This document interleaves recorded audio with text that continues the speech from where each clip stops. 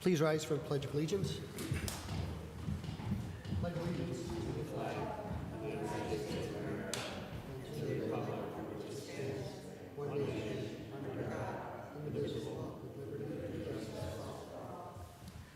Please remain standing for a moment of silent reflection for our servicemen and women throughout the world, and continue prayers for Detective Kyle Gilmartin's recovery, and for those who have passed away in our community, especially Kozlowski, is that Junior?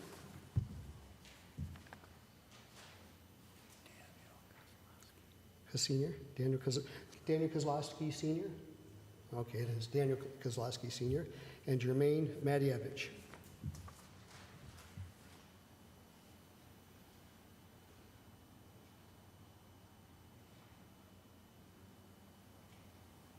Thank you. Roll call, please. Mr. King? Here. Mr. Schuster? Present. Dr. Rothchild? Here. Mr. McAndrew? Present. Mr. Smurl? Here. We have motion this evening and suspend the rules and move item 6A to seventh order for a final vote. This ordinance is the general operating bonds, obligation bonds. Anyone who would like to speak on this piece of legislation may do so in fourth order during citizens' participation. Dispense with the minutes. Third order, 3A, minutes of the non-uniform Municipal Pension Board meeting held on December 20th, 2023. 3B, minutes of the Composite Pension Board meeting held on January 17th, 2024. 3C, minutes of the Scranton Police Pension Commission meeting held on January 17th, 2024. 3D, minutes of the Scranton Firefighters Pension Commission meeting held on January 24th, 2024. 3E, agenda for the non-uniform Municipal Pension Board held February 21st, 2024. 3F, memorandum from the Department of Public Works dated February 21st, 2024 regarding Rubicon update. Are there any comments on any of the third order items? If not, received and filed. Do any council members have any announcements at this time? I got a couple. So April 13th, the West Scranton Spring Extravaganza will be at the Novembrino Park from 11 a.m. to 3 p.m. And then there'll be a prompt Easter egg hunt at 11, music, activities, resources. And let's see here. So this Thursday at the Victor Alfieri monthly luncheon, you know, you can eat in or take out. All are welcome to bring a friend. It will be, like I said, this Thursday from 11:30 to 1. And this month's feature is tripe or pasta and meatballs, or just half and half. Price is $12 for members and $14 for non-members. And the second round of the Scranton Police Department St. Patrick's Day Strong T-shirt sale is underway. They're available all this week in the lobby of police headquarters from 11 to 6. Short sleeve $15 and long sleeve $20. All sizes are available. And that is all I have. Thank you. Thank you, Mr. McAndrew. Anyone else? I do have. President. Yes. I just want to remind everyone that on Saturday, March 9th, that's the day of the St. Patrick's Day Parade. The Brian P. Kelly 2-mile road race will begin at 11 o'clock on North Washington Avenue. And this year, all the proceeds are going to benefit Detective Kyle Gilmartin. So we're encouraging anyone who's interested or is a runner or a walker, we want to encourage you to participate so that we can get as many runners and walkers out there to do this race to benefit our own Detective Kyle Gilmartin. You can go to the St. Patrick's Parade Association website to register, where you can register that day at the Lackawanna College Gymnasium up on Jefferson Avenue in the morning. Thank you. Thank you, Mr. King. I have one announcement. The Norfolk Southern Bridge on Theodore Street will be closed until further notice. Norfolk Southern is coming down to repair the bridge. The city did put up barriers a few days ago and made it one lane, but our engineer went up there, and there's actually pieces that look like they're going to fall. So, and I did ask the mayor to send the bill for the price of putting the barriers up there to Norfolk Southern. I don't know if they'll pay it, but at least they'll have the bill. Fourth order, citizen participation. First, Joan Hodowanis.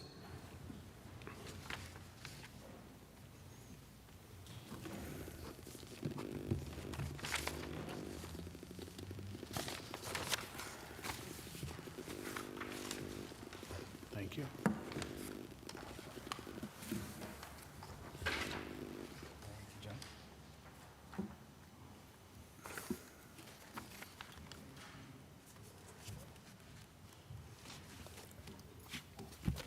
Joan Hodowan of Scranton. First, I want to say how very proud I am, and many residents are, that Detective Gil Martin will be attending the State of Union next week in Washington, D.C. It's not just the pride we have in him representing the Scranton Police Department and his selfless service to our community, but boy, it makes me feel glad that he must be doing very well in his recovery to be able to attend that event, so good for him. Just a reminder that the Friends of the Scranton Public Library book sale is ongoing at the Marketplace at Steamtown on the second floor in front of the Crunch Gym. And books, $1 to $2. It's a great variety this time. There are hundreds and hundreds of DVDs. So anybody who likes to buy a $2 DVD, this is your chance. What I gave you is a flyer. The Friends of the Scranton Public Library are sponsoring a bus trip, which they do every year. This one is on July 27th, a Saturday, to the American Museum of Natural History in New York City. Price is $85 if you're a member of the Friends, $90 if you are not. Children ages 3 to 12 are $75. But for that, you get a wonderful day in New York City. At the museum, there's the planetarium, Worlds Beyond Earth Space Show, blue whales, lots of exhibits, the Hall of Dinosaurs, the Hall of Gems and Minerals, the Hall of North American Animals, on and on and on. So everybody needs a day to recharge one's batteries every now and then, and this is a nice little thing. Bus will leave from the Albright Memorial Library at 8 in the morning and return at 8 p.m. at night. You don't have to worry about parking or anything else. So it's also a nice thing if you have a munchkin, take your munchkins, let them see a nice museum, and it's a fun day for everybody. Speaking of having fun, we still don't have the union contracts on the city's website. Firefighters, 330 days since the arbitration was signed. We're coming up rapidly on 1 year. And police, it's 214 days. You know, this is really unacceptable. These union contracts, personal costs for our unions constitute a major portion of the city's budget, its operating budget. And those costs are outlined in great detail in these contracts. Also outlined in these contracts are disciplinary procedures and grievance procedures. You need to remember that the city's ethics code does not really cover unionized employees because their contracts supersede the code. So I think all the residents have a right to see those union contracts, and I don't understand why they have yet to be posted on the website. DPW is there. The non-uniform clerical union is there. Why can't we have the police and firefighters? You can't tell me that they're still discussing the terms and dotting the I's and crossing the T's. If they are doing that, you need to question their competency. We're paying a lot of money for these union contracts in our labor councils. This needs to get, you know, somebody needs to start kicking a wall, find out what's the real reason they're not being posted on the website. They have to be done. And the only other thing I would like to ask is, we haven't heard much about what's happening with regard to the Lackawanna River and the siltification that occurred when the dam in Dunmore was opened, and the Pennsylvania American Water Company, dumped all that silt and sediment into the river. Bernie McGurl and his organization spent an awful lot of time and effort getting the river cleaned up. I haven't heard squat from the city. What's the city doing? Remember, Dunmore runs into Greenridge, Mooringbrook, and then down into South Scranton, and it's basically affected the city of Scranton. What is the administration going to do about it? Thank you. Thank you, Joan. Mr. Voldenberg, will you send a request to the administration to get a timeline, if they have a timeline, on when they're going to update the city website with the contracts? I will, Mr. Smurl. Thank you. Norma Jeffries?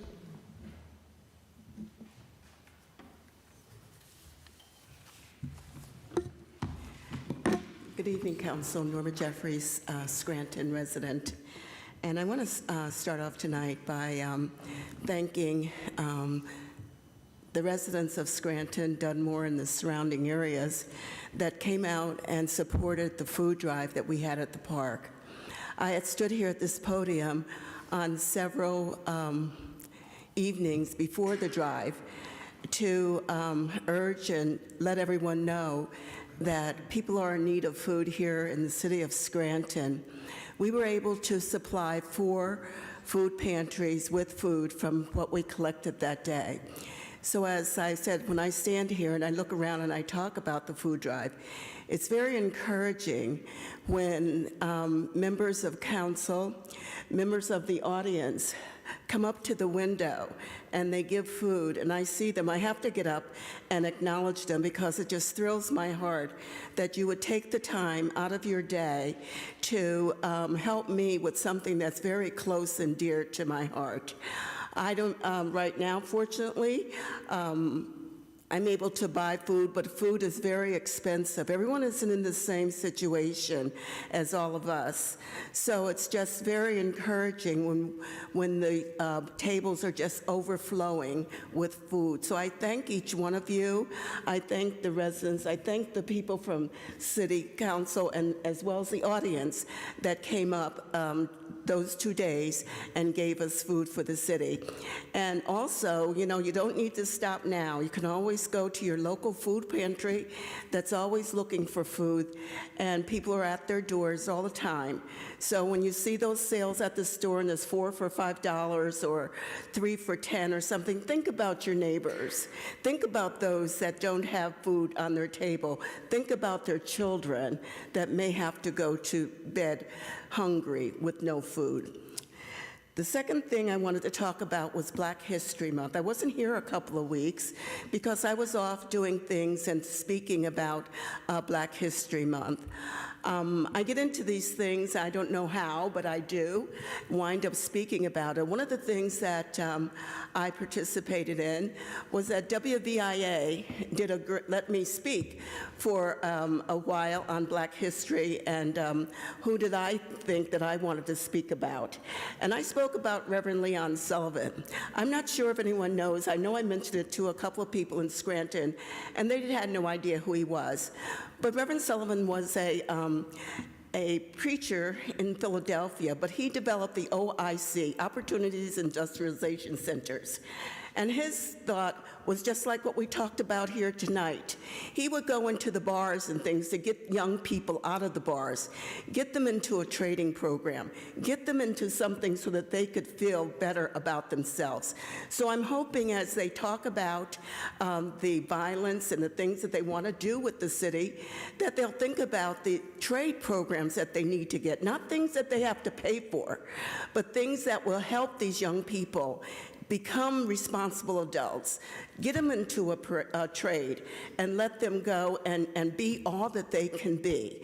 It's great to have programs. I was a little bit disappointed when I saw the paper, and it had the picture of them live streaming the program that they had on the violence in the city, and there wasn't not one person of color in that picture.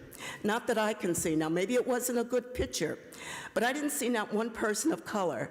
If I thought that, what do all the other people, the kids, think when they look and see that they're going to speak for them and they don't know anything about me? The other thing I wanted to talk about was the barriers that I see up on, in front of the Radisson Hotel. I don't know what that's all about, but I sure hope that it means that they're on their way to getting it fixed, because I think the parade's going to go by there, maybe. Maybe that's why it's getting attention now, because no one wants to get hurt if that wall comes down during the St. Patrick's Day parade. So I guess that's a step in the right direction, that that's going to be fixed. Also, you know, I've been talking 6 years on the street signs, and I'll continue to talk about the street signs until we can make a better feel to our city. I mean, we have money. I hear them with this ARPA money, and people are getting this and getting that for new businesses and startup businesses. Well, let me have a startup business of developing a street sign company and let them get going with the street signs. And then the final thing that I wanted to talk about was the caucus tonight. Again, I did tape it so that I can hear it better when I get home, because it's not so conducive to listening to everything, because you can't hear it all. But I did hear words like someone that looks like me, which is always a big deal when you're talking with kids, that they want to know somebody that looks like them. And again, I spoke about the West Scranton High School when they, I think they live streamed that program that day to all the schools, and that was not a good representation of our city. Thank you. Thank you, Norma. Mark Mangavich.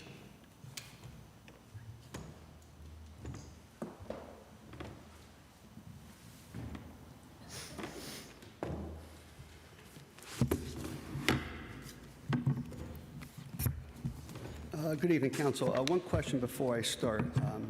Could Mr. King hear me and acknowledge me? Anything if he wanted to choose? Just acknowledge me? Mr. King, can you hear the speaker? All right. I can. He said, Okay. All right. So I can hear. A few things that that I wanted to speak about tonight. I do have, who is in charge of the licensing and inspections? Like what council member? That would fall under mine, though. You oversee that? Development. Okay. I do have some information I'll give to you after I'm done speaking.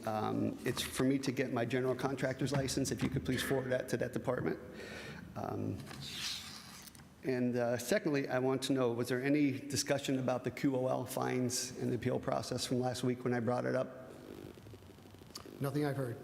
No. No, I mean, did you guys talk about it?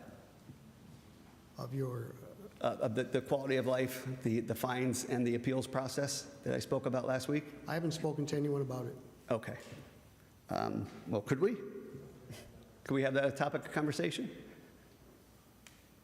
Please?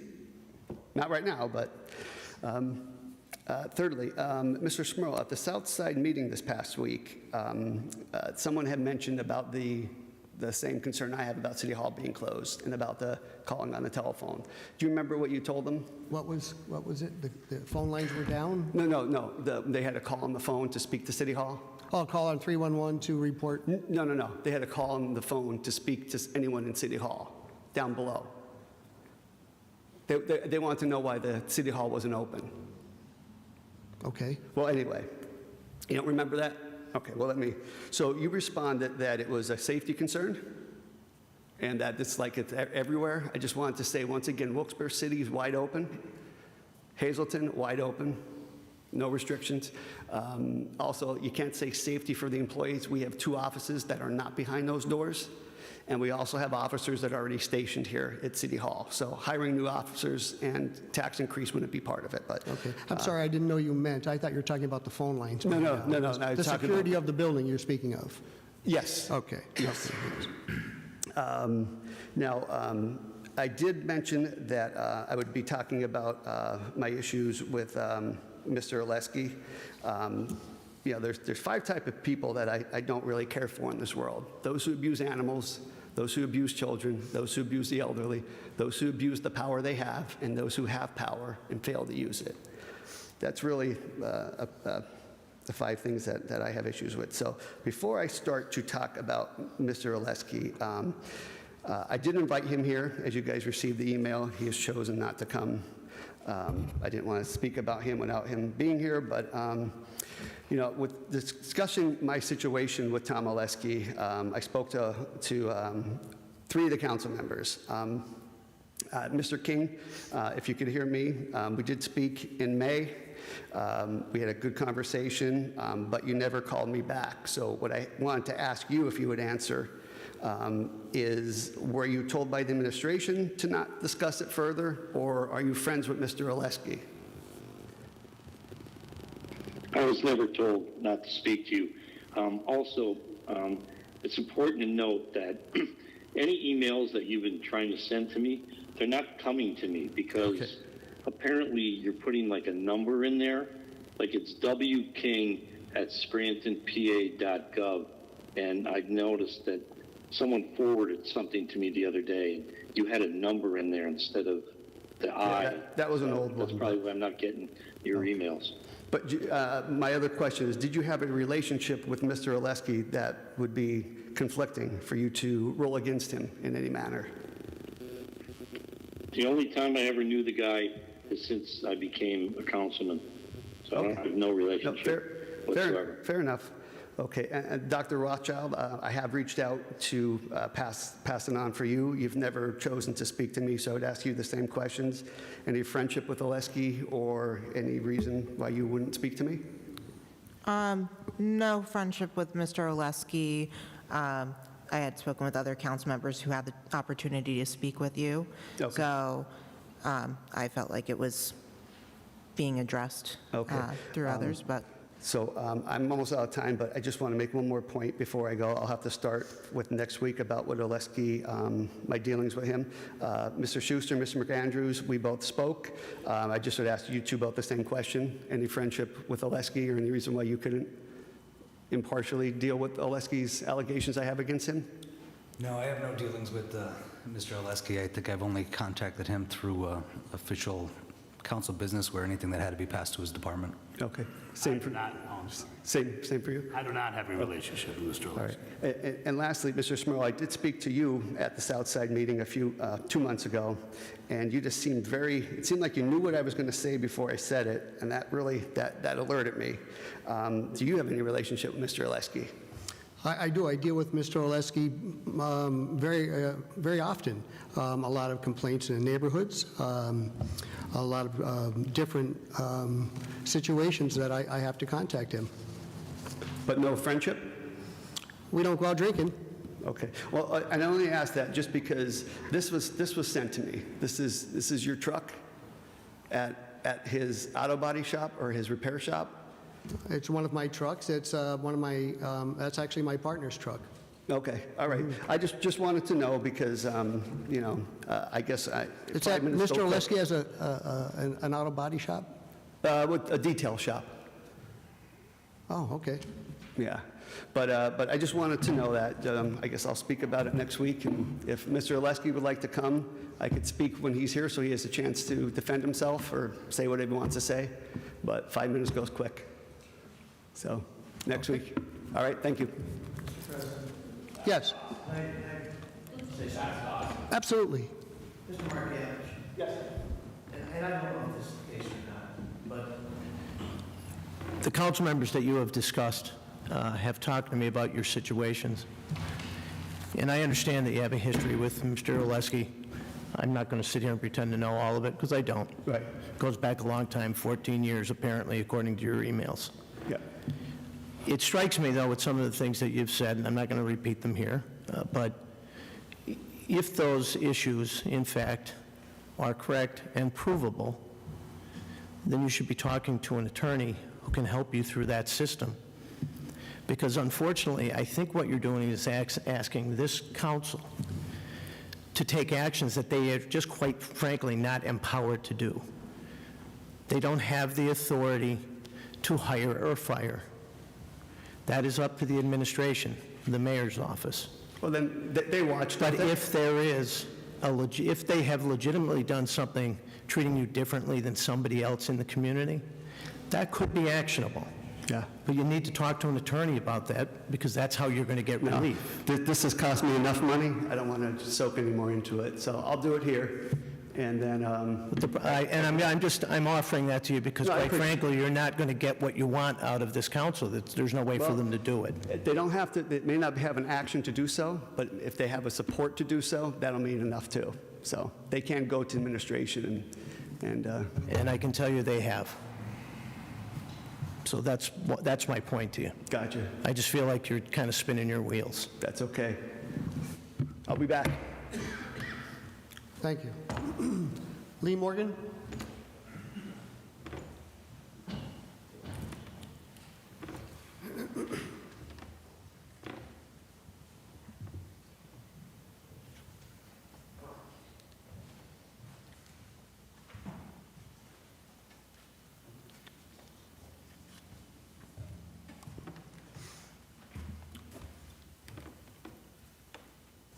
Good evening, Council. Lee Morgan.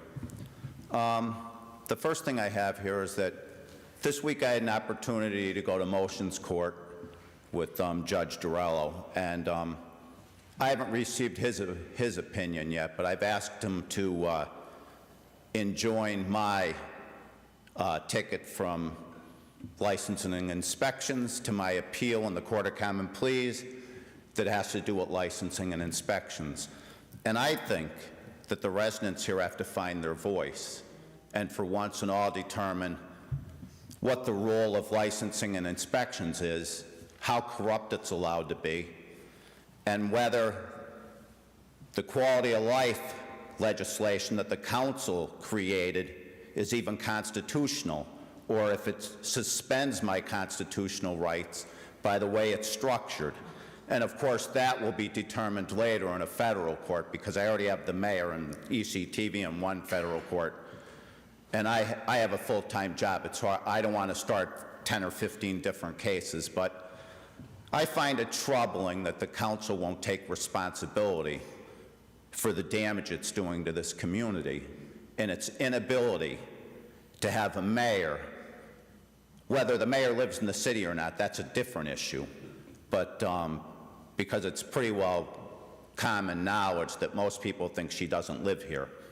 But when a government moves like you do, and you can go all the way to John Locke, you can start there and you can go up forward, and you can look at what, Benjamin Franklin and everybody talks about him and Madison and Adams said, but really it doesn't even cut that far. I mean, your quality of life legislation, I don't know how your attorney told you it was even legal. I don't even know how the process works with your 3 building appeals members and the broad spectrum of damage it does to the community and the city in general. And the lackluster kind of opinions you just throw around, you are the gentleman that created that safeguards in that legislation and the body of the legislation. You're the driving force behind that and all the damage it's doing, okay? And it's time for you to take responsibility for it. And it's time for this council to do something about Mr. Alecki. And if the mayor's in the way, then you need to do something about that too, because you have a right to do investigations. But the corruption is just so widespread here, and you just feel you're entitled to it. And it's been that way for a long time. And why should a citizen like me have to go to federal court and listen to the mayor try to dismiss my petition, listen to ECTV try to dismiss, and so far it hasn't worked. I think that thing's locked. And my point is, as me as a citizen, you work for me because I'm the sovereign here, and you're my servant. But you're not really my servant because you want to enslave me and control my property and punish me, whether it's right or it's not right. And then you want to stand there and say, well, I didn't have anything to do with that. This is the mayor. This is somebody else. No, this is you.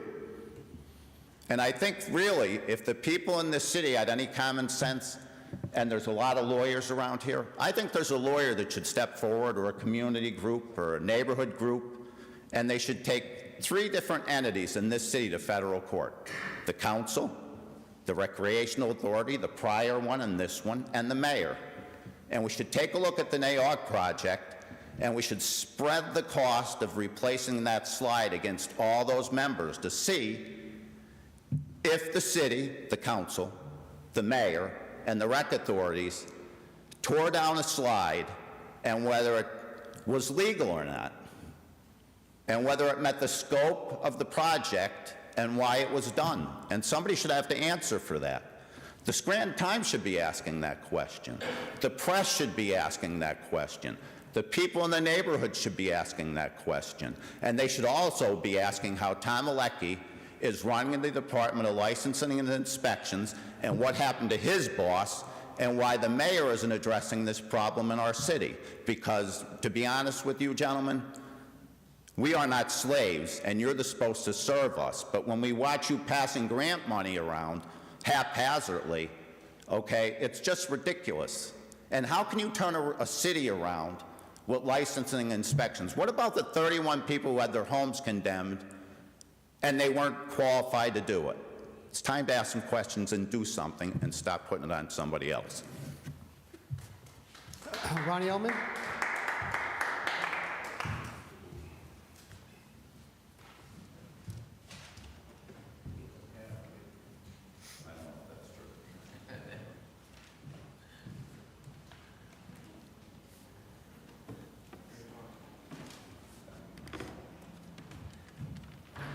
Evening, Council. I'll take it for granted that you people have seen and know about this travesty here. $300,000, what the article calls low income. This is absolutely ridiculous, asinine, disgusting article by Mr. Lockwood. The use of grants and Scranton tax money. And I wish you'd tell me how much we gave for it to get involved in the building, the construction of a $300,000 4-bedroom, 2-bath Taj Mahal, I guess, for that much money. And the article says this is for low or moderate income people. You know, the expenses and everything involved, the rent, you'd have to be a $50,000, $60,000 income. That's not low income anywhere in the world. If Mrs. Cognetti and Mr. Cockwell believe $300,000 is low income, they both need their heads examined. I'd like to know who has the title for this property. What's it appraised at? What are the taxes going to be? How much of a deposit will a person have to put down because they have children? You can imagine a 4-bedroom house with children, what did it look like in a year? I've had a trailer I rented out, and I know a little bit what children do in weeks. Oh, gosh. 30%, the paper says your income has to have it where only 30% will go towards this house. When I bought my house in '94, Mr. DeNaples told me to look for a piece of property that would involve 1 week of my salary. I've never really had any problem financially following that rule.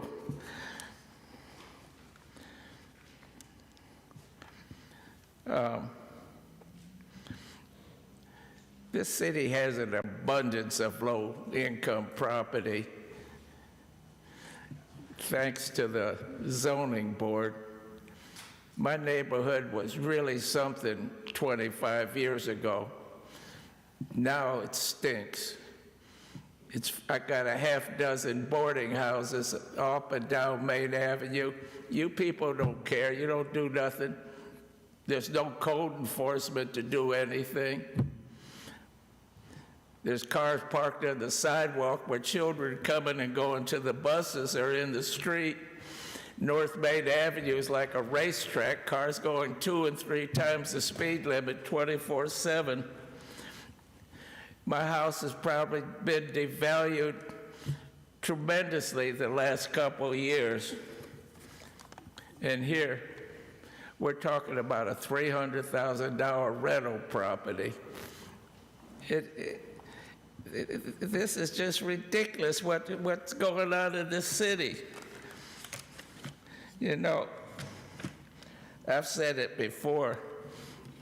One time, years ago, we had a meeting in the library for some reason, I forgot. Oh, the elevator. I think the elevators were out.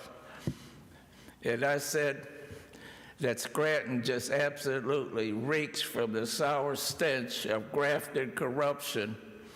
And you can't imagine, I must have had a dozen people on my back for saying that, but I had more people on my back that agreed with me. Thank you. Thank you, Mr. Smurl. There's no one else on the sign-in list. Anyone else want to address council?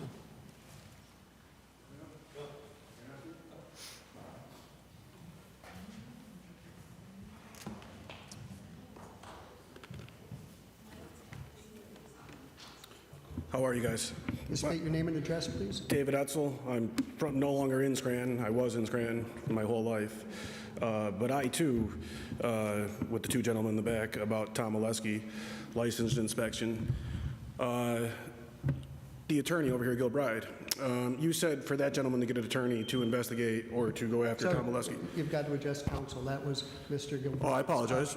Well, if you guys can ask the attorney who he would recommend to contact, in order to have an attorney to go after Tom Oleski, considering it was said before that the gentleman's problems in the back were addressed to a higher council, which obviously nothing has been done. Is that correct? I mean, Tom Oleski's still in his position, is he not? Well, we do not hire or fire. We do not run that part of Totally understandable, but again, you can't investigate, or you guys don't have the right people to go to find out if these issues are true?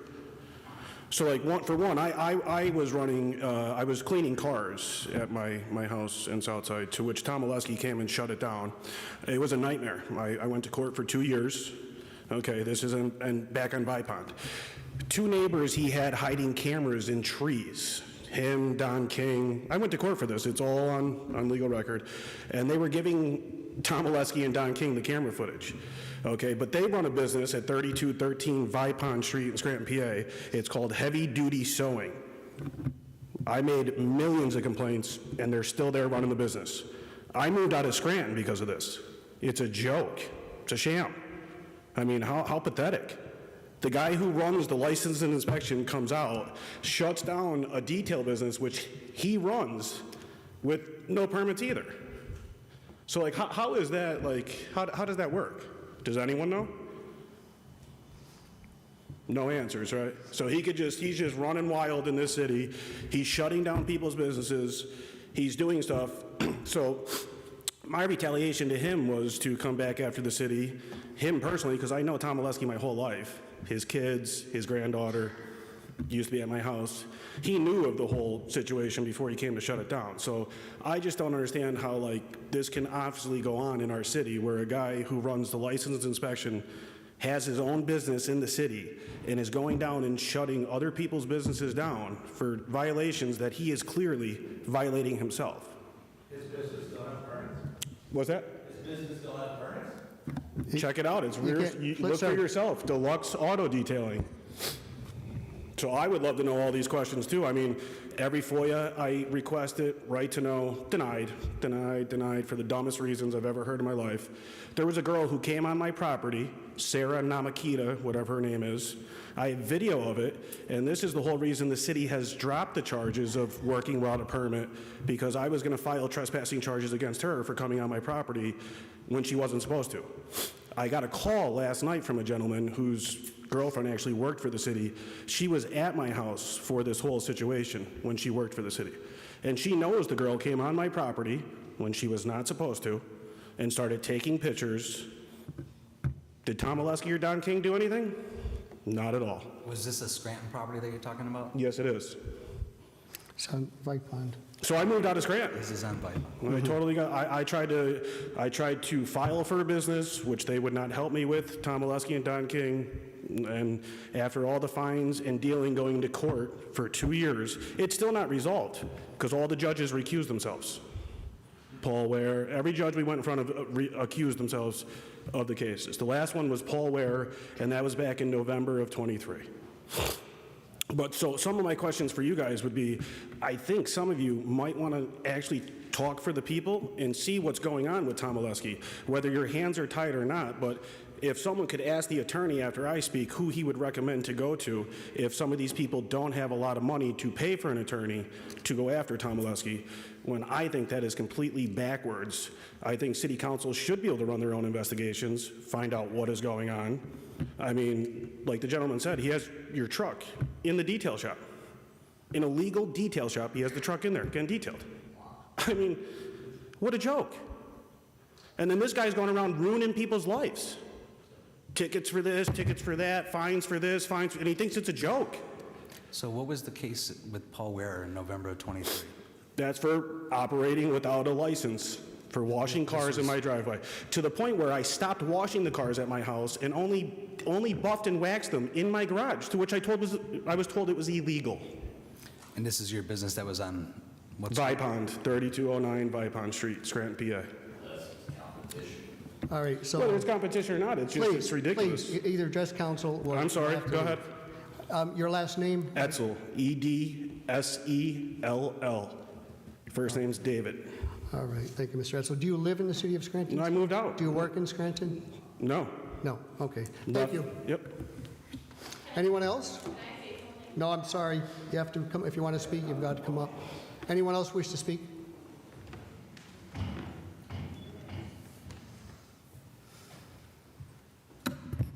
Hi, good evening, Council.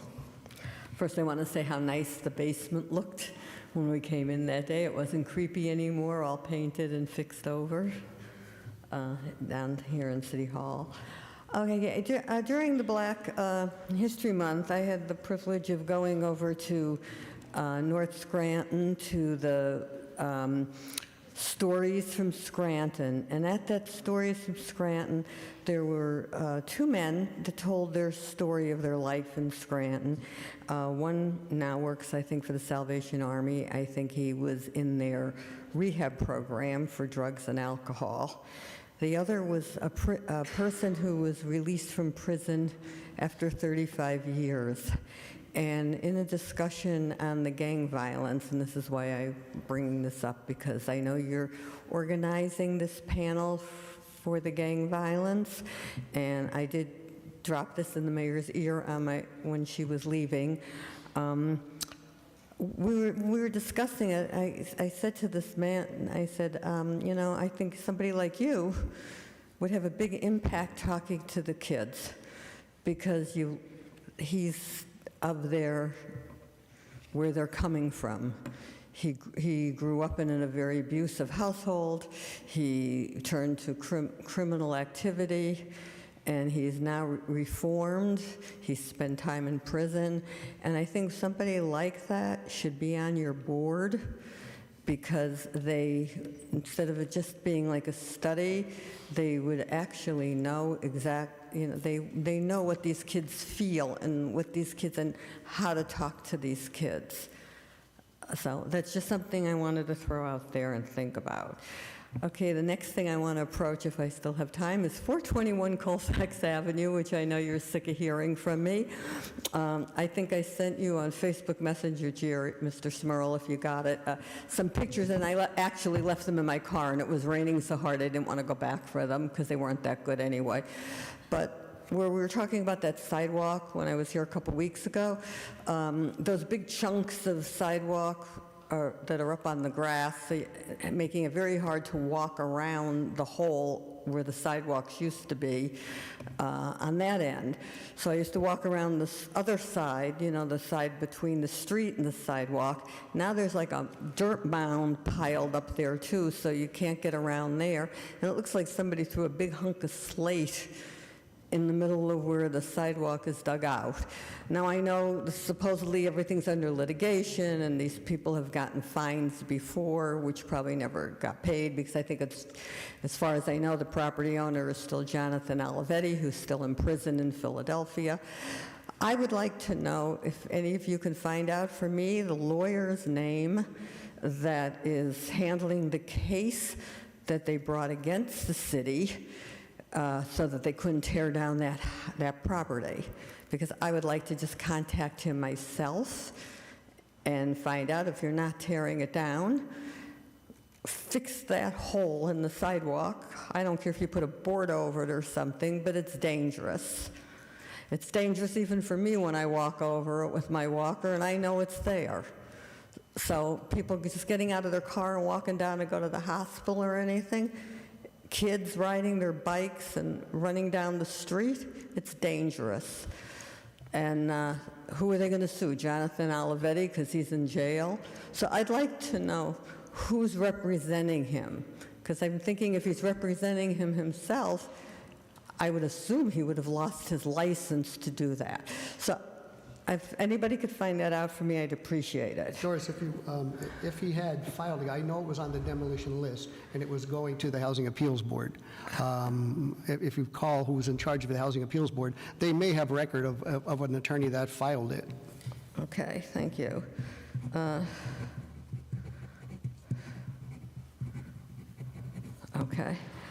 Okay, then the next thing, 33 seconds, I won't get through all this.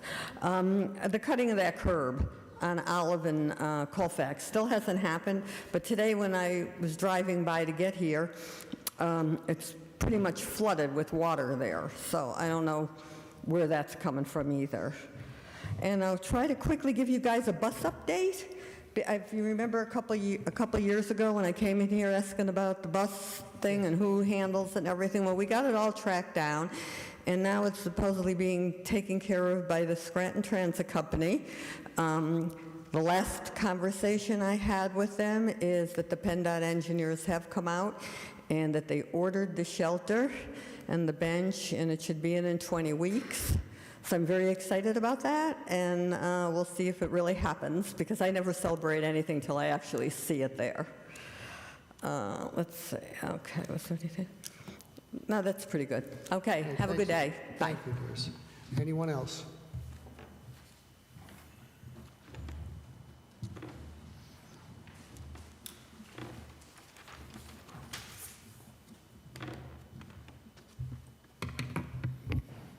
Tom Coyne, Manuka.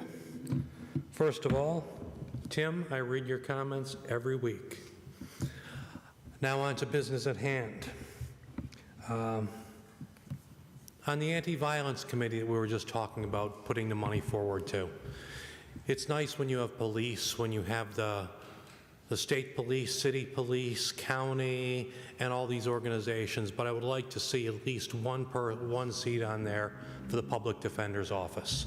The people who see these people come in here from the other side, who understand what their family, their upbringing is, what challenges they come forward, and what environment they're out of.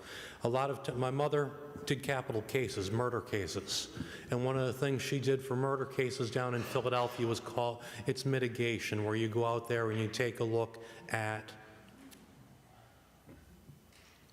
what environment they were from, how they were raised, what they went through, to basically look and show all the hardships to try and keep someone from being executed they would serve life in jail rather than being put to death. And that's part of a normal process. Unfortunately, when we get police enforcement and all that, sometimes we miss the viewpoint from the other side of the defense attorneys who come in there and actually take a look at it and have to deal with the people and all the people around them and the circumstances that brought them in. I think a viewpoint from that side would be critical to have on anything for gang violence as well. The issue that you were confused about for license and inspections, I think, was the non-refundable $300 fine that was brought up last week.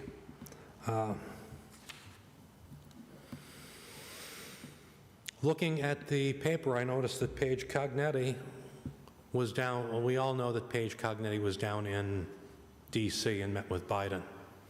We all had hoped that she was down there for the refusal of the FEMA funds when our FEMA grants got denied for our flood victims. We went, great, she's down there, she's in DC, she's sitting down with the president, she's obviously down there to take care of the neighborhood that was denied FEMA funding. Well, tucked away in the back of the newspaper was in fact that she's down there for an appointment to the Advisory Committee for Trade Policy and Negotiations in D.C. Do we know if she's moving to D.C.? She's going to be put on this trade policy out of D.C. Maybe she should go down there. Mr. Smurl, are you ready to take up the office of mayor? Because you're next in line for that. We don't have a newspaper person here. The reason why we don't have a newspaper here is the new newspaper for the Times has to have their edit out by 4 o'clock, 5 o'clock at the latest. So from this point going forward, what they do is they take a look at the minutes, the agenda, and they put on there their opinions from the agenda itself, devoid of any public comment. They might come back a day later, look at public comment from ECTV, and report on it from them. But it's a sad state now that the newspaper has to look to ECTV to get the information to do the reporting that it can't do here anymore because it's not a city newspaper. We've lost a whole lot at this point, including our representation by the media. You have a bill before you right now for lights, new lighting on parking garages. It would be nice if you actually had them set up for motion detecting like most airports have in any new construction. That whenever you put up a new facility, you have lights in there, the LED lights in there that are dim. When you pull up into them, it detects them, it kicks the lights up on a higher light standard, and then when you leave that area, it kicks them back down. I think that should be part of the code if you're going to deal with parking garages for lighting, because that takes care of a lot of the light and glare issue. Last, two things. Thank you for allowing me to speak and show my presentation. I know it was hot last week and it was a mediated agreement between us. And I want to thank you for coming together for that mediation and offering it. And for all the people who have asked the city government here for responses, city councilmen, and get back responses saying, we're in receipt of your response. Maybe it's time for every one of you council members to put forward, have Frank put forward for you, right to know requests at the same time, even though you're not required to file them, because if you put a right to know request in, they have 6 days from the time that comes to answer you back, and it's not an answer of, we have this in receipt and we'll never get back to you. Thank you. Thank you, Mr. Coyne. Anyone else?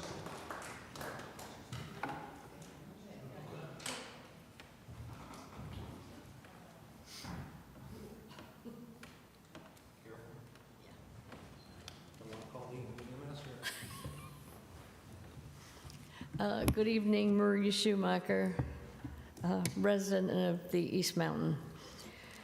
I still want to go back to some old things, but first I don't know if any of you saw the paper, I believe it's today, but a woman who was because this is an obituary of Karen Foster.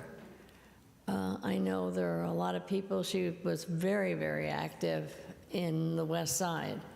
And I know all the kids who skated are thankful to her for what she's done so they can skate. But she's done a lot, and I just wanted to call your attention, and maybe if you know Mike, give him a call. But then back on the old things that we never hear about after they're passed. Two, the lobbyist and the nurse that you approved. What have they done for us? Would you mind telling me? Since we don't get any reports, or we did have one from, I know, we did last year, I believe it was, the lobbyist. We may have had a second one. Frank, can we send those both over to the administration, and then we could, when we get that answer, if we can get them back into third order. I did ask for an update on the health coordinator. That's the position you're talking about? I guess it get changed around because of the county.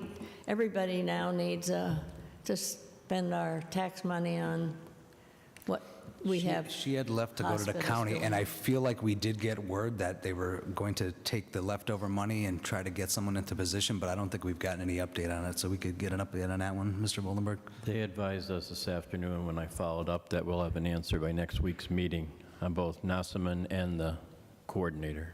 Thank you. And then once we get that, we can get it in the third order. Okay. Thank you. And then last week or the week before, you were talking about the pave cut position. And that was on my list, one that got dropped off because I ran out of time. But if you look in your budget that you approved last year, there is no, that position is gone. You took the position away. So that's probably why we don't have one.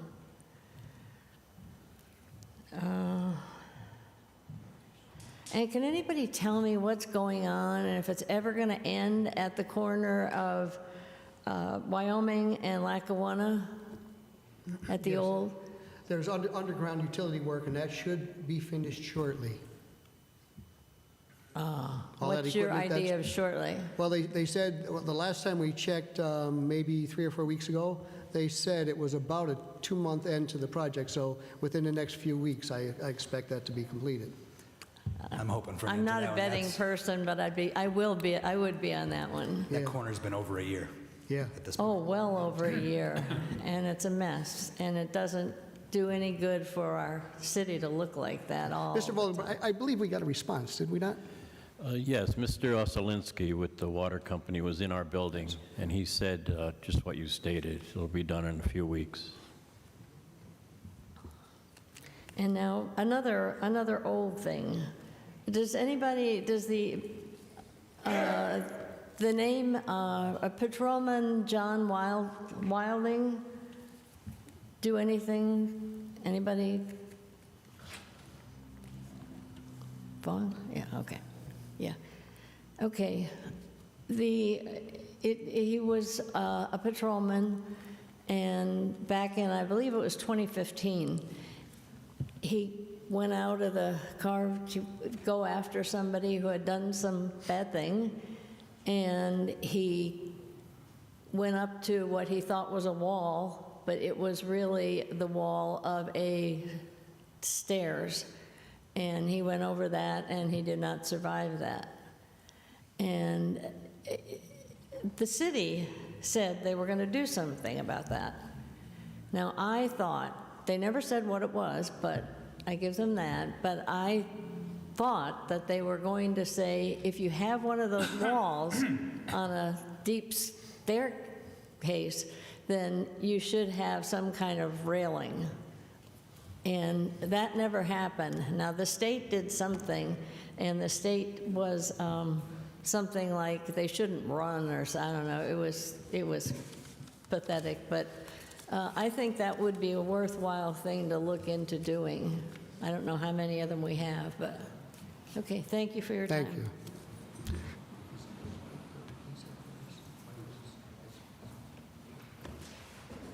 I think that's what they meant about putting something. Yeah. Yeah.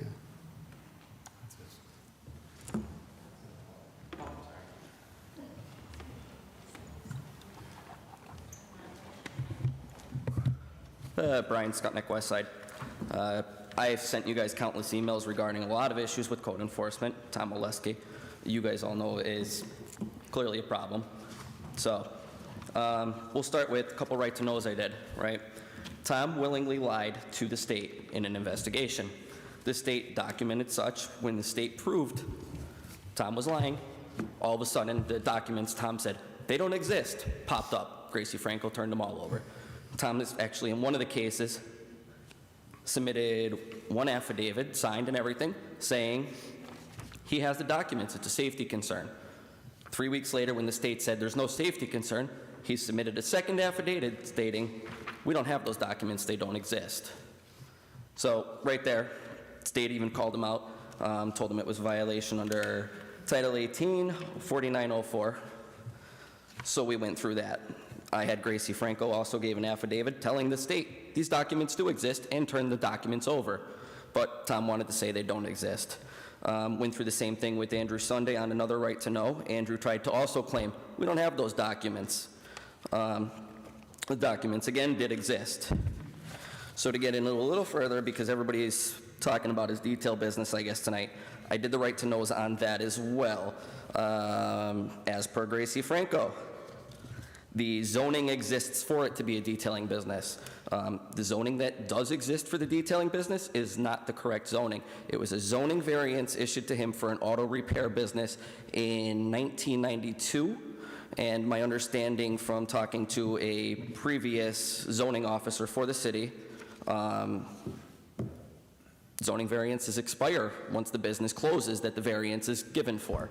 So technically that zoning variance would be out the window. Gracie Franco said flat out in her right to know, she said that there's no sign permits for the business, there's no business license. Later time, Gracie Franco provided the documentation saying that there's no certificate of occupancy that exists for the business. Here's some emails. Mr. Smurl, you in fact did know that this detailing business exists. Here's an email sent to you August 31st. Here's another email sent to you by somebody else. Both of these emails by somebody else, January 5th, also telling you the detailing business exists. So you were fully aware of that. When was it? August 31st, you got one email at 9:36 a.m., and January 5th, you got another email regarding such. Frank Voldenberg could attest because that same person followed up, and Mr. King was the president of council at the time and said, we don't get involved in that, and acknowledged the entire email. So that did all occur. Sound about right, Frank? You sent an email back to a city employee that resigned and told her that we don't get involved in city employee matters, even though she was telling you there's illegal activity going on? We did advise that employee that council does not get involved in those matters of personnel matters, I believe, and legal matters. It's not a personnel matter when somebody that's put in a position of trust, position of public trust, is violating everything about public trust. You know what I mean? As of today at 1:30 this afternoon, I was given a phone call by the state Department of Environmental Protection. They opened an investigation also. The business at the Oleski House also does not have a permit required under federal law called the National Pollutant Discharge Elimination System Permit in order to put anything in the wastewater as a detailing business. So I don't understand how you can run a business at your house and shut other businesses down that are doing the same. Is it extortion so that we could promote our own business? I mean, nobody from administration wants to answer. Everybody from administration doesn't answer a single thing. The only person I got that gave me any kind of response was the solicitor at one point sent me a certified letter telling me that I have to provide her every document I possess that I think that I could say that Scranton's corrupt, that deems that I have permission to say Scranton's corrupt. I mean, Tom Oleski's a good example. He at least got rid of Selena. I mean, driving around without a license. I mean, that was pretty good. She was in a good spot. So while we're at it, McAndrew, you have an apology that you want to make? Yeah, well, guess what? So, I reached out to you trying for help here because there's problems. all right, well, I'll be honest with you. I agree that there's problems. I agree that there's some stuff that needs to be looked at. But I'm going to be honest with you. We were advised not to respond because. But who do you want the citizens to go to? Excuse me. Please let me finish. We were advised not to respond because some of the stuff's being looked at. By who? Because the person you guys hired is an investigator. No. We didn't hire anybody. This came from administration. Okay, well, I'm going to tell you what you guys then don't know. The city hired a private attorney to do an investigation. The investigating attorney went to the person that wrote a 7-page email to you guys advising that the DEA or the DA's office was involved, advising you that the DA's office contacted, that they were looking to do a joint investigation with the FBI. So the city did hire an attorney. The first attorney they hired set up meetings with everybody, including myself, and then backed out and said, I can't because my business partner is actually suing the city for a resident against code enforcement. So they hired a second attorney. The second attorney set up a meeting with the person that wrote the letter. He set it up at Ufberg's office, is who represents the city, and then didn't show up to his own meeting. Is that a non-bias? The details you speak of, we did not get. You might not have got them, but I got them. I'm just saying that's the problem. That's what your administration does. But even when I'm trying to reach out to anybody because nobody from administration will listen. Everybody from administration says nothing. They don't answer. So, I mean, you have Tommy in this position. I have 4 other people to talk about with this. You know what I mean? But for instance, Mark, I texted you because somebody said, hey, this is the person that's going to help you the best. You couldn't respond, but you tried to forward my text message. You copy and pasted it to me, and whoever you were trying to send it to, you wrote, I got this from Scrut Fuck. Yeah, so Okay, let me... I'm sorry, you're finished. But that's his text. That's your council member. You're finished. Yeah, and I'll Your answer time's it. out. I'll answer to it. So guess what? Yeah, okay. So I texted something real quick. I'm not that savvy with a phone. It was an error. Okay? I apologize. I didn't realize I did it until a day later, till the stuff you're showing now. So I apologize. We're just looking for help. Everybody's looking for help in this city because administration won't answer. You guys say that it's a safety concern for anybody to be in the building, but you guys know my other half worked here. It's because nobody's in the building. They all have these work from home positions because they don't even live in the county. You have 3 officers here on day shift, full-time officers, 2 officers and a sergeant. How is it a safety concern for people to come here? So now, Mr. Skudnik, just so you know, all of your concerns that you've sent council, the law department does have, and council, in the step that we're in and in the process that we're in, has been told that the law department and labor attorneys are looking into each of these issues. But again, the lawyer that the law department hired didn't show up to his own meeting against the person that made the original complaint. Somebody wrote a 7-page letter showing illegal activity, showing a permit issue going on, everything. They gave details. And they gave details in August, and then they gave details again in January when they finally resigned.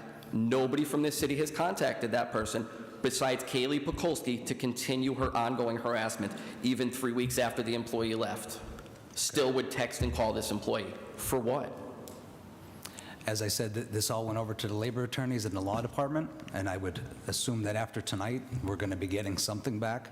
I don't know what their investigation entails, but I mean, this is making it active right now with you speaking. Well, like I said, I have the right to knows for everything. Gracie Franco did the work and even said all of his stuff at his own house.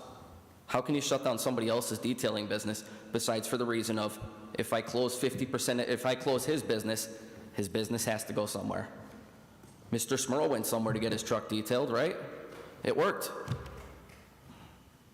Are we finished? Any more? No response? All right, anyone else?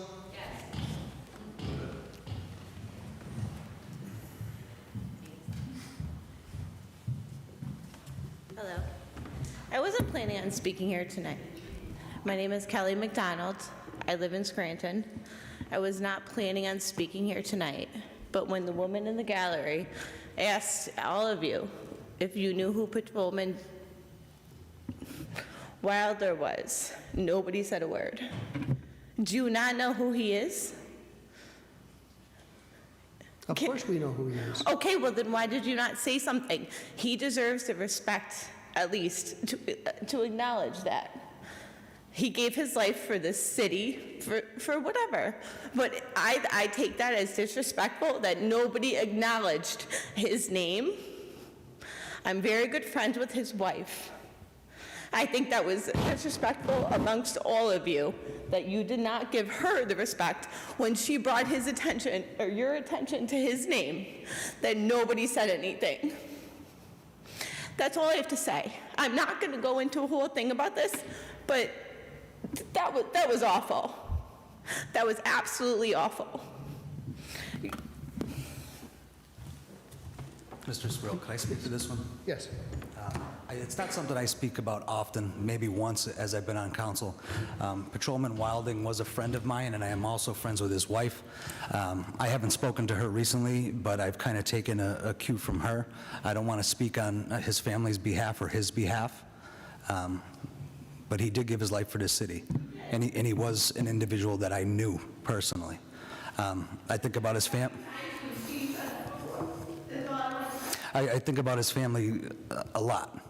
I was younger at the time when it happened. Me and him are around the same age, and it's something that, with the events that recently occurred, has been a thought on my mind a lot.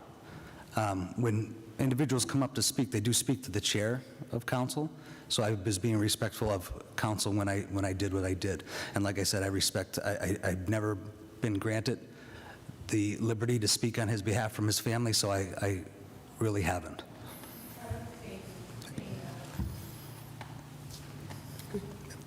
Thank you, Mr. Schuster. Good evening, Council. Mike Mancini, Scranton. First and foremost, continued prayers for Detective Gil Martin. He should have been promoted by now.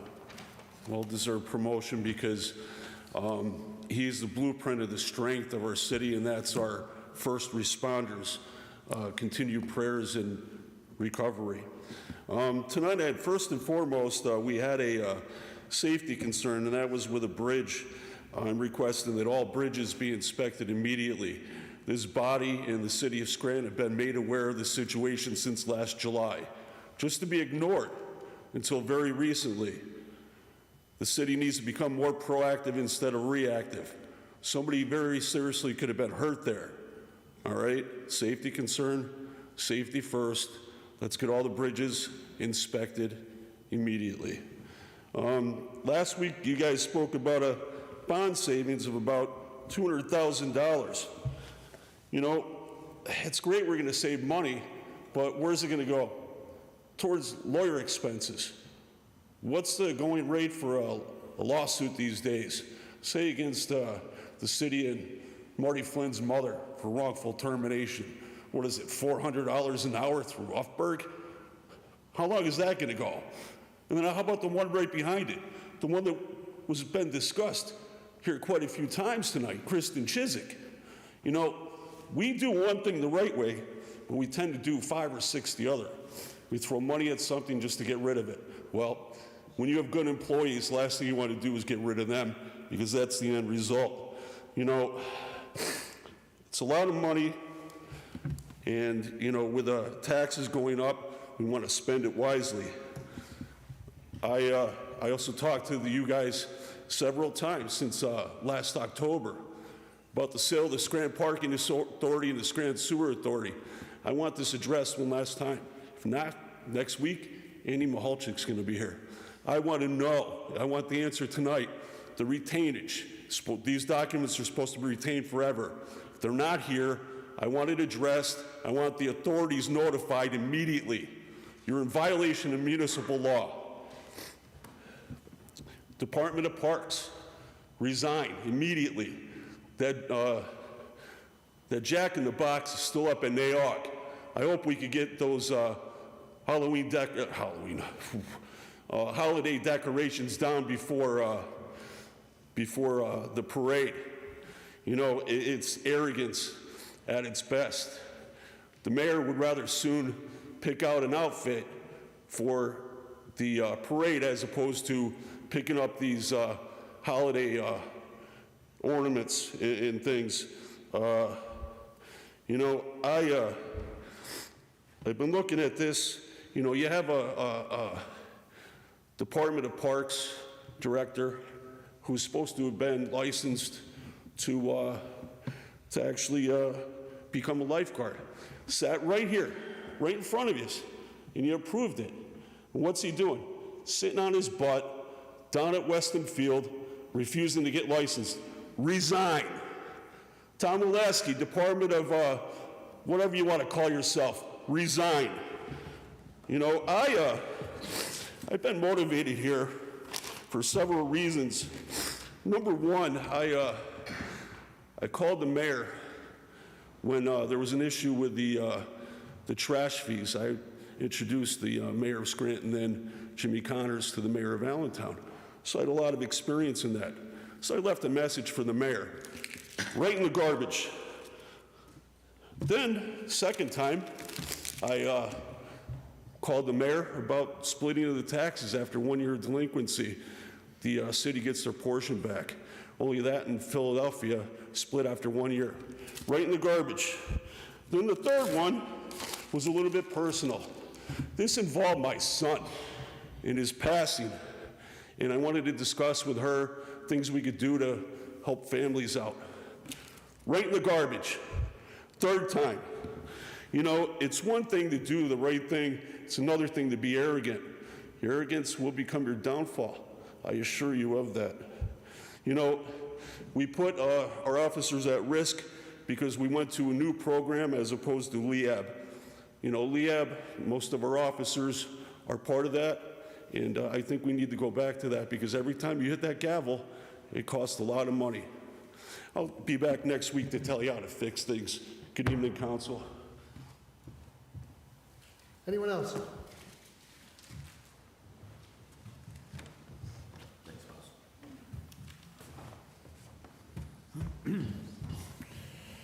Good evening, Council. Pat LaFrance, city resident. I, too, as you know, had some problems with the zoning department. But the first thing I want to get to is, Mr. King, I owe you an apology because the last time I was at this podium, I made a comment about 2 years down the road, and when I went home and I looked at the YouTube video, it seemed like I made a threat to you about 2 years down the road to me, and I don't like doing that. And I want to apologize to you for that because I didn't mean 2 years down the road I'm going to run against you. What I meant was the next election, there is definitely going to be a lot of videos and stuff going around on who helped who here, who did what for who here on this side of the wooden railing. And it's disgusting, the things I'm hearing tonight. Mr. Smurl, you're a Southside resident, I'm a Southside resident. I'm not at all happy about the gang situation in Scranton, but I don't want to go into it right now because I'm not prepared. But I do know from experience one sign of gangs in your neighborhood is sneakers thrown up around the wires above the streets. On Hickory Street and Prospect Avenue, there's 2 sets of sneakers right in the intersection. Can we get them down? I asked one resident, he says been there a while. I asked another resident, says been there a couple weeks. When did you see them there? I saw them there this morning. Prospect Avenue and Hickory Street, right in the intersection. If I'm coming off Prospect from Madsen's or 606 towards your house, they're right in front of me, right in the middle of the intersection. Okay, I know they had removed them a few weeks ago. Thank you. Back again. I appreciate that. There was another thing I wanted to mention. I forget what it was.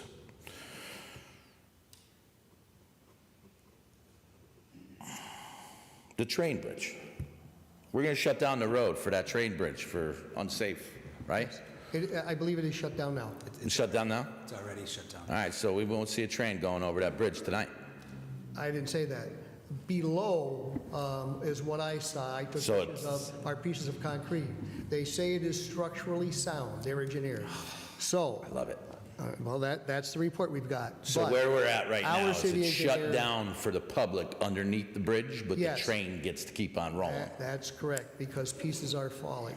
Okay, I got it. And I've seen they've attached wood underneath the bridge, and that was Norfolk Southern. Oh, yeah, they do it, and they put nets under there and everything, but it just amazes me that the public can't use their own road because of the train bridge that belongs to the train company that we've been complaining about for years, and the train gets to still use that.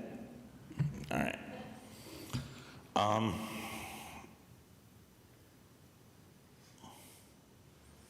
One other thing I wanted to mention, and this has to do with the licensing, inspections, and permits. I have a video of me, of many videos of me going into the zoning office, because when I go into the zoning office, every time I went in, I have my phone here in my pocket. I have a pocket t-shirt on, and I have my phone recording every time I went in there. One of the times I went in there, which was in, I'd have to look at the video, but I believe it was mid-September. The video clearly shows me filling out 2 complaint forms. I filled out the first complaint form against Tom Oleski. I filled out the second complaint form against Robin Salimba. I feel I have enough evidence that these 2 came at me in a personal manner. So I wanted somebody to look at it, and I never got any, nobody ever contacted me. About 3-4 weeks later, I contacted Oleski's boss by voicemail. Never got a call back. A couple weeks later, I sent an email out, and I get a hold of Gracie Franco, and she says, yeah, if you want to make a complaint, you got to come. I said, no, you don't understand. I made the complaints. I have it on video. You could clearly see the girl at the department taking my 2 complaints, stamping them, copying them, putting them wherever they want to put them, and giving me the 2 copies. But according to Gracie Franco, those complaint forms don't exist. Somebody threw them in the garbage. It's unreal, the ethics. Mr. King, I saw you in last week's video. You said you were heated about corruption because somebody said something about corruption with council members. And I'll agree with you. I can't sit here and say any one of the council members have committed any corruption. But the ethics. Mr. McAndrew, that text that Brian was talking about, when you sent it back, look what I got from him. Who was that going to? Is that going to Tom Oleski? Get out of here. No. No? Okay. Thank you, sir. Anyone else?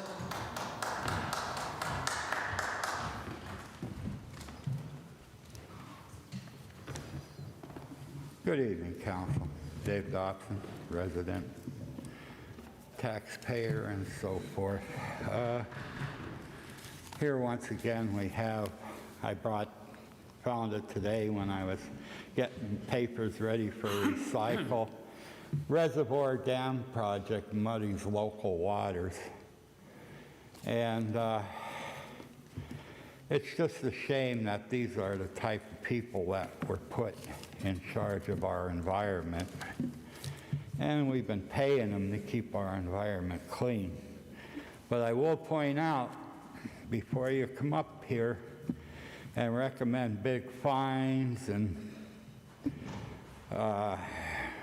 maybe resignations would help from boards of directors or something, but you're going to pay in the end for any huge fine that's levied because the Susquehanna River down in Sunbury or Harrisburg or wherever is polluted from this dam, which it'll be minuscule by then, but it certainly will reflect in your water bill, which is excessive as we speak. And they come in to the neighborhood and they just do what they want. I have a pile of pipes and everything in front of me, but the one thing I'm concerned about, I had a blue stone curb. And I don't know what they plan to replace it with, but we had to point out to neighbors/tenants across the street that it wasn't acceptable to park up over the bluestone curb. That was there for a reason, to prevent erosion, and I really don't need somebody turning the whole front of the property into a mud pile. So hopefully I'm going to have to contact them. I have a phone number, and demand that my bluestone curb be put back. I don't care for it to look like a poorly constructed false tooth or something like that. And it's just ungodly how many days we've been without water, or partially without water. And a couple weeks ago, I mentioned about Detective Gil Martin, and I hope he's doing better. He seemed like he was doing better in the paper. I've seen his picture today. He's going with Matt Cartwright to the State of the Union address. And when I said that we should have tactical teams when shots are fired, that's what we should have. They're maybe trying to get on top of it, but we really should have those guys protected a little more, and it could be a training opportunity for somebody on the police force that, you know, have a couple, 2 or 3 specialist personnel, and then they, if they get called in off their regular post to respond to shots fired, that's a very serious business, and it's not, certainly you don't want it happening in your neighborhood. Okay, a lot of stuff being said with the elections coming up about dementia. And, you know, dementia goes 2 ways. I mean, some people think that because you're a little slower or you talk a little slower, you're demented. Or I have relatives, that mostly older relatives, that they've passed on, but one person called me on the phone, or I called them trying to talk to somebody in the house, and they were all fired up about St. Jude and all of the commercials asking for money for St. Jude. And I told them, well, Jesus, you know, they're only asking for donations, buddy. Those kids might be dead by now, and some of them are. And he called me a Polak. Well, I'm damn proud I'm a Polak and not thinking on his behalf. Thank you and have a good night. Anyone else? Attorney Gilbride, before we go forward again, are you prepared with any backup information from Mr. Mancini about the sewer authority and stuff, or is that still? So after last week's meeting, I did reach out to the lawyers for the city administration. I requested the same documentation that you did. I was assured that I would get them. They said they did not have them, but they had requested them from the other bodies. I will tell you I did not receive them today, to this point. They will be reached out again tomorrow to see where they were coming and when I can expect them, so. All right, thank you. Can I ask a question to you and ask him directly? What's the retainage for these documents? Is this supposed to be for lifetime, or are they supposed to be on premises? That's also in the question, so we will get that. I believe I don't believe it's a lifetime because it's a contract. The contract's under the laws in Pennsylvania. It is generally 7 years after the end of the contract. Those contracts are not over yet, so that 7 years hasn't started running. The other thing, too, is it's an asset, so it's to be retained forever. It's not just an actual contract. So the retainage has to be for life. Again, they did not get rid of the asset. They have a contract to have the assets used by an outside party, so it's a contract. All right, thank you, Attorney Gilbride, for getting that information. Fifth order, 5A motions. Mr. King, do you have any motions or comments? Nothing at this time. Thank you, Mr. King. Mr. Schuster, do you have any motions or comments? Yes, I have a few. Coming up, I think the rest of the council got it. I was in some discussion with Mr. Voldenberg, excuse me, some representatives of the railroad, and we had some conversation about homeless encampments along the railroad and on private property. The DPW and Scranton Police Department were brought into that conversation, as well as the mayor. So we're going to have a meeting coming up on the 11th of March to talk about some of the camps that are there, and hopefully we'll talk about some of the, actually not hopefully, we'll get some updates on the bridges as well. One of the things I'd like to say is one of the businesses in the area of Olive Street, and I guess before I say this, myself and Mr. McAndrew went on a tour with one of the neighbors in that area along Silex and the railroad and river corridor in that area, and got to see some of the camps that were along there. And also one of the businesses in that area, recently they decreased their working hours from 8 o'clock until 7 p.m. Due to some of the individuals from these camps in the parking lot and in the area. So, I'd like to put it out there that when we're seeing these business hours decline, we're seeing lights turned off, we're seeing eyes that are not on the streets that could see anything that's occurring or crime that's occurring out there. So it's a real shame that we're giving up ground to some of these individuals. Last night, there was a stormwater meeting for Tripp Park in North Scranton, as well as some other West Side projects that will be part of the stormwater improvements that are going to be done to the city. And anyone in Tripp Park in North Scranton may see some drones in the area. They said due to the nice weather this week, they're going to be collecting data with drones. So in North Scranton and West Side, you may see some of those in the area. Last night, after the meeting, a resident did approach me. So, Mr. Voldenberg, I'm going to give you an address. I did send an email out to Morgan Fetzak because she seemed to be handling what was going on in Kaiser Valley. But the address is 118 South Cameron. It's a property that's actually, it's on Cameron Ave, but the water that escaped the banks at the creek on Frink Street came right through this yard. There is a drainage basin in the middle of the yard that gets clogged from time to time, and they seem to feel that it was clogged again if we can get over there to clean out that basin on Cameron Ave. I'll send that right out. Thank you very much. Mr. Smurl handled the update for Theodore Street. I guess that'll be all for the night, other than to wish Detective Gil Martin good luck and a good time at the State of the Union address. State of the Union address. He'll represent the city of Scranton well. Thank you. Thanks, Mr. Schuster. Dr. Rothchild, do you have any motions or comments? Yes. First, I wanted to check in on a request that I had from a couple of weeks ago regarding an updated demolition list. I don't believe that we've been in receipt of that. Is that correct? We haven't, Dr. Rothchild, and as I mentioned earlier, as of this afternoon, the city advised us that we'll have everything by next meeting. Okay, including They're behind on the those planned requests. demolition list?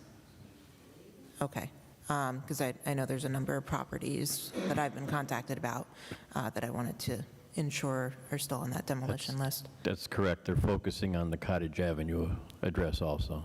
Right. Okay. And then there was another address from some time ago that I've received multiple complaints about too, and I think the last correspondence that I have from you, Mr. Voldenberg, is back from last month, and they were still looking to see if they had gotten a date with the magistrate. On Andrew Sunday was supposed to be checking in on that, so that was the rear 621 Alder. We're still waiting for a hearing date on the Alder Street address. I'll check with Mr. Sunday again. Since like maybe the early fall. It has been, yes. Okay. Okay, well, if we can check back once again. That was all that I wanted to check in on at this time. Thank you, Dr. Rothchild. Mr. McAndrew, do you have any motions or comments? Yeah, I do. So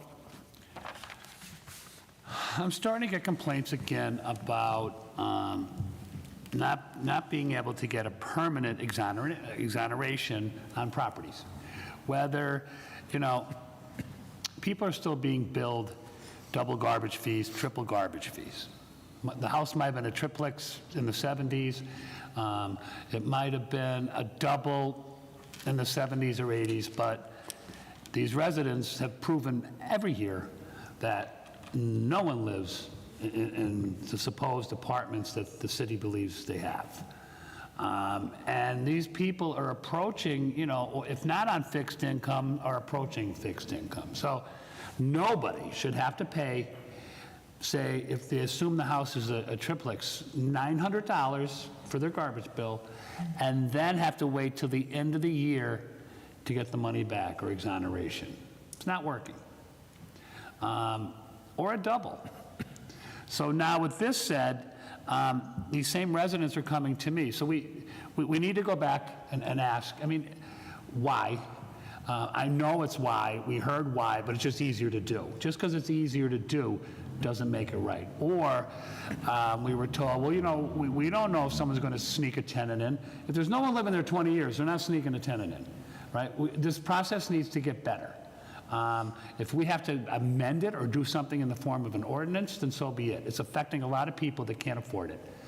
They're deciding on whether to pay this bill versus that bill because $900 or $600 is getting tied up to the end of the year. It's a lot of money to some people.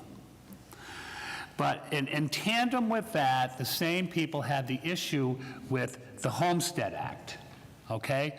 So what that means is you're not getting that Homestead Act credit that they get from, you know, the casinos if you own a double and you only live on one side. But it's supposed to go to the primary resident, the person. So an issue is with a young lady I was speaking to that, you know, she only gets half the homestead because, once again, she has a double, but she hasn't had a tenant in at least 20 years. So she's getting whacked with that, and then she has to pay double garbage fee and wait at the end of the year and have to prove it every year. I think after you prove it 1 year, I think there's got to be a process in place that we're not holding these residents hostage, and that's what it seems like with regards to tying up their money. It's not fair. So, and this isn't the first time we brought it up or discussed it, but I think it's getting worse. People are getting more irritated, and so I think Solicitor Gilbride, could you take like a look at this or see what we as council can do to make this more fair for our residents? Yes, sir. All right. Also, Mr. Voldenberg, I remember last week I inquired about when you appeal with the LIPS department, a $300 non-refundable, whether you're appealing a $50 citation or whatever, fine, that you have to come up with $300 and it's unrefundable. I don't remember exactly what the rationale was for that. Did we get that or clarity as to why it's 300, why it's 300 every time, and why it's not refundable?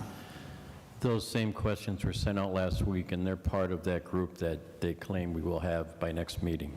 All right, so we're the still, answers, yes. We're still waiting for them.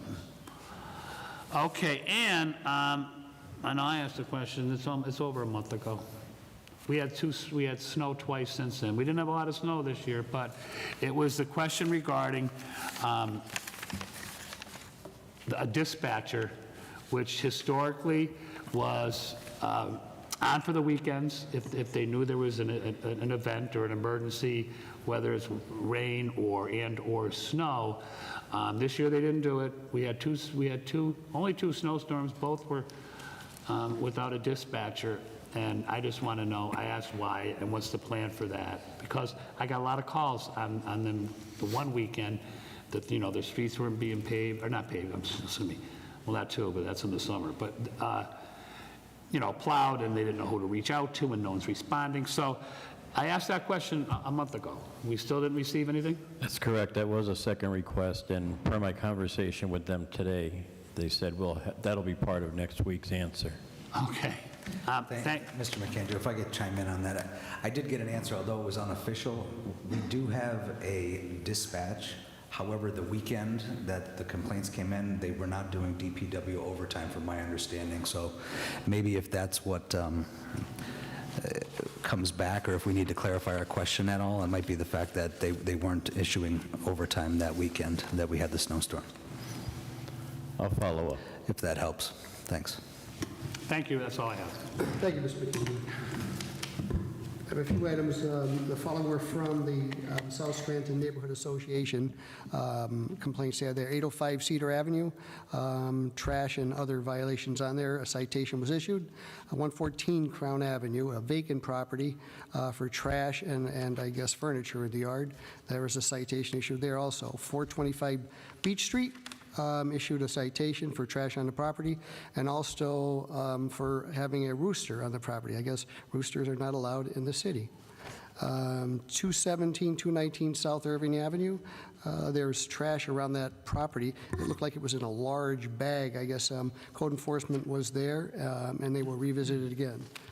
And the city law department was called again on the following. The request for this section of Deacon Street to be changed from a one-way to a two-way street, and also the single block on 301 Greenridge Street where Schoenberg Salt is, the dead-end block of the 1600 of Gardner, to vacate that to, I believe we want to turn that over to Schoenberg Salt because they've been maintaining it and it's just a dead end. That's correct, sir. Okay, so we went after that again. One other thing, something new that we've started looking at, I asked for the camps again, the garbage fee, or not the garbage fee, the garbage and the cleanups. And I was asking when we were going to start the cleanups. Evidently, we did start the cleanups. Scranton DPW and the police department are working together on cleaning up the campsites. They sent me pictures of all of them, all of the units that they've, or the areas that they have cleaned up so far. And also there's a sign now that they're using, the city is using they put it on site, and anybody wants these pictures, just let me know and I'll email them to you. It says City of Scranton, and it's a trespassing sign. It also gives a warning that in 72 hours, the city will be there for further cleanups. And that is to protect the city from any lawsuits for invading their privacy.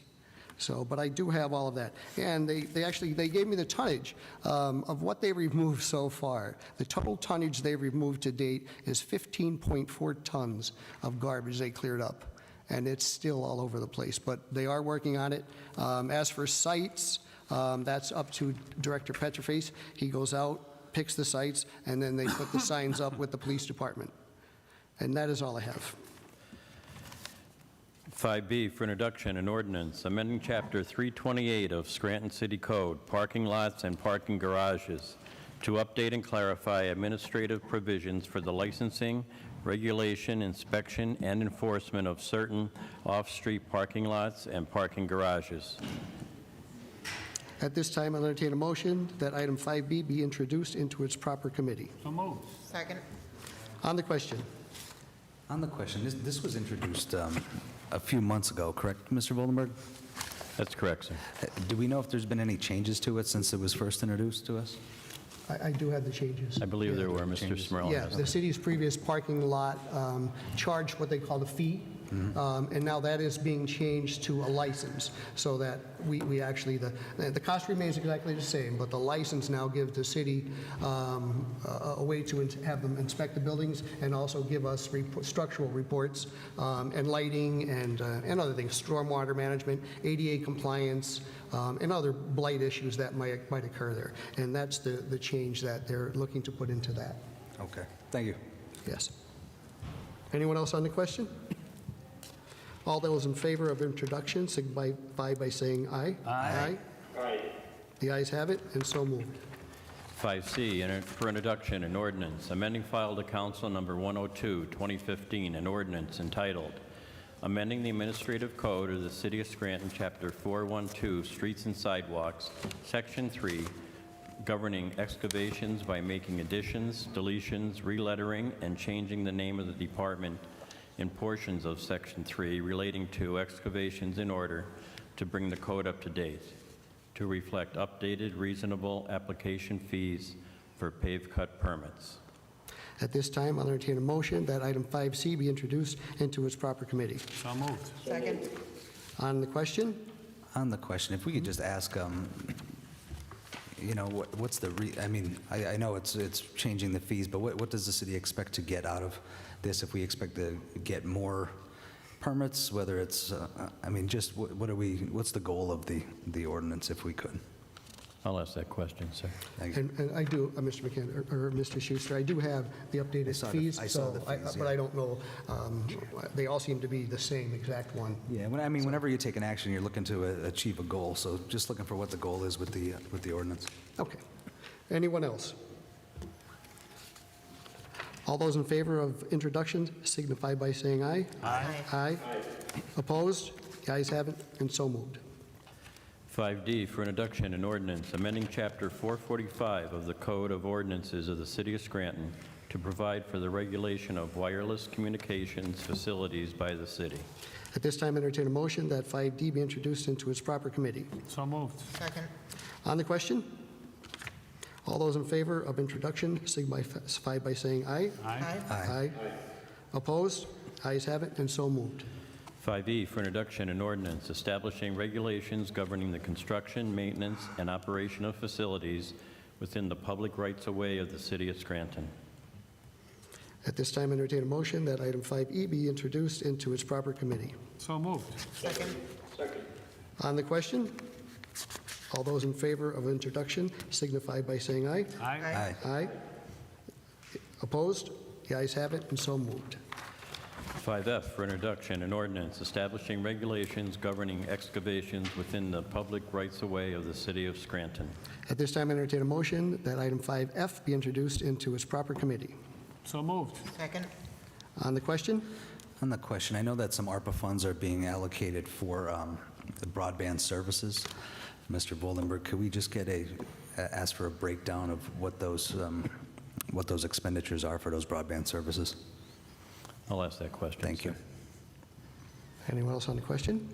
All those in favor of introduction signify by saying aye. Aye. Opposed? The ayes have it, and so moved.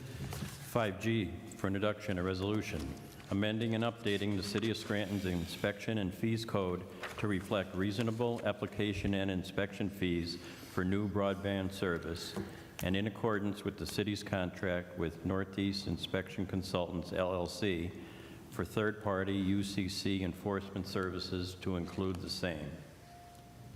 At this time, entertain a motion that item 5G be introduced into its proper committee. So moved. Second. On the question? All those in favor of introduction signify by saying aye. Aye. Aye. Opposed? The ayes have it, and so moved.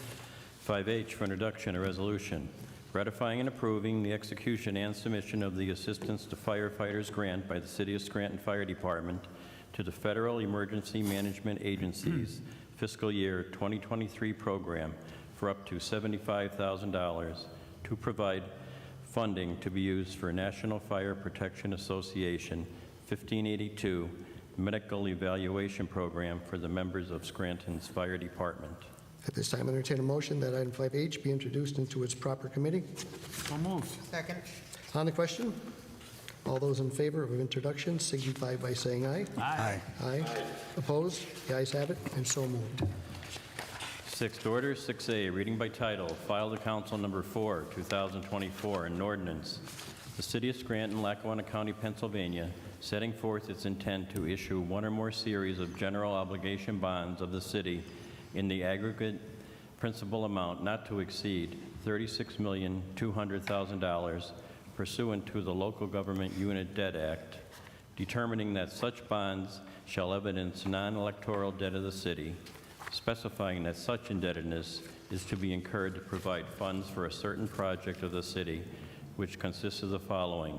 1, currently refunding the city's outstanding general obligation notes, series of 2016, and 2, paying the costs and expenses of issuance of the bonds, accepting a proposal for the purchase of such bonds at private sale by negotiation, providing that such bonds, when issued, shall constitute a general obligation of the city, setting forth the substantial form of the bonds evidencing the debt, authorizing execution and attestation of such bonds, providing covenants related to debt service applicable to such bonds to the extent required by the Act, and pledging the full faith, credit, and taxing power of the city in support thereof.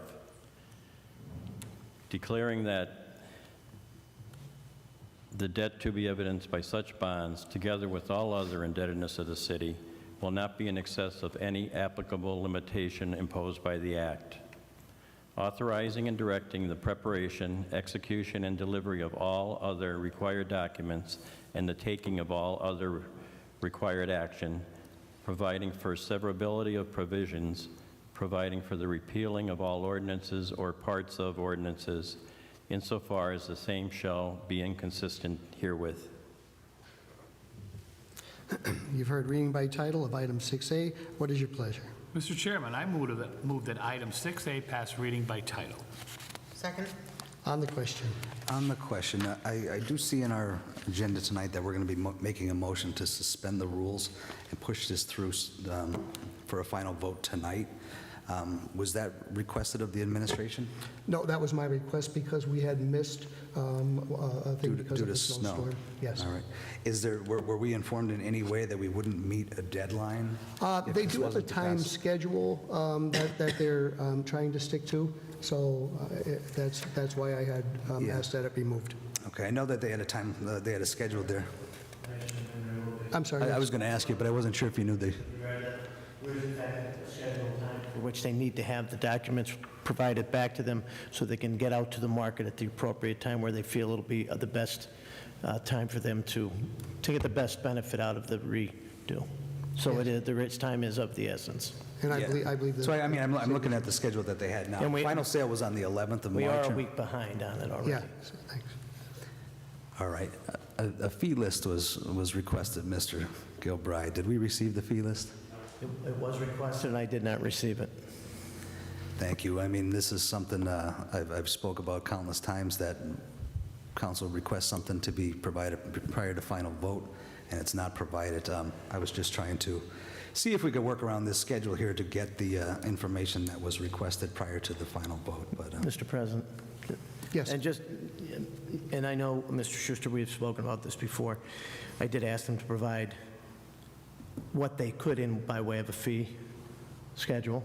Obviously, the fee schedule cannot be calculated until such times as the bonds hit the market.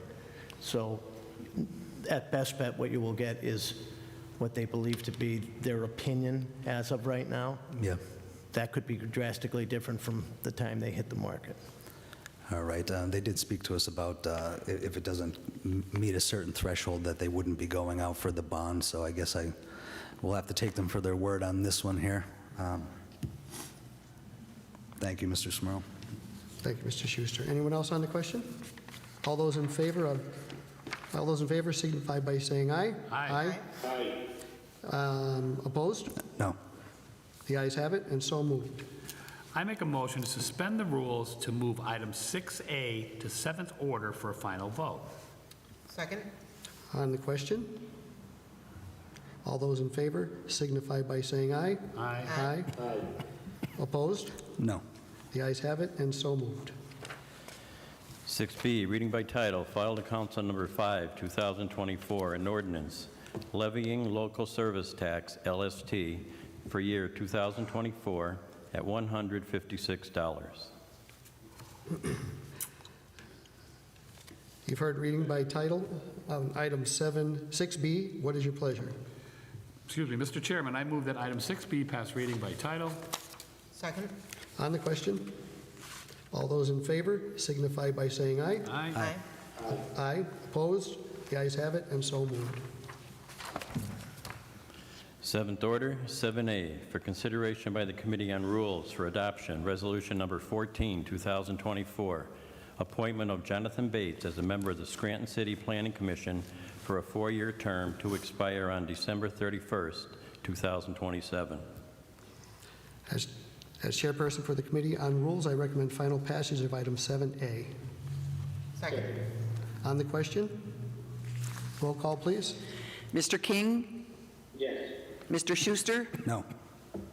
Dr. Rothchild? Yes. Mr. McAndrew? Yes. Mr. Smurl? Yes, I hereby declare item 7A legally and lawfully adopted.